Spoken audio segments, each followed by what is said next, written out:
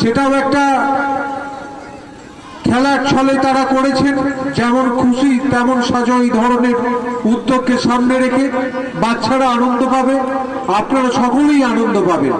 গত বছর আমি দেখেছিলাম যে ভূত ঘর করেছে মিসকিন, আমার আইডিয়াটা জানা ছিল না।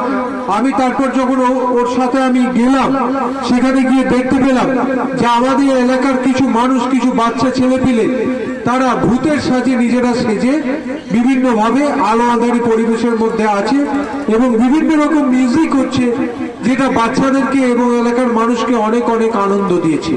এবছর সেই আদলেই তৈরি হয়েছে মানসিক হাসপাতাল। আমি কিছুক্ষণ পরেই সেটা দেখব, আমার এটা খুব ভালো লেগেছে। কিন্তু যে কথা আমাদেরকে বলতেই হবে, যে সাহস, যে নির্ভীকতার কথা বলছিলাম, এই যে বাগদেবীর পূজা আরাধনা, এ ভারতবর্ষের সংস্কৃতিতে তো নতুন নয়, আমরা সব জায়গাতেই গিয়ে বলছি। এই গত পরশুদিন আমি গিয়েছিলাম সম্মানীয় বিধায়ক মহাশয়ের সাথে সাহেবগঞ্জ 1 নম্বর গ্রাম পঞ্চায়েতের সাহেবগঞ্জ মোড়ে, সেখানে 31 ফুটের সরস্বতী দেবী প্রতিমা পূজিত হচ্ছে।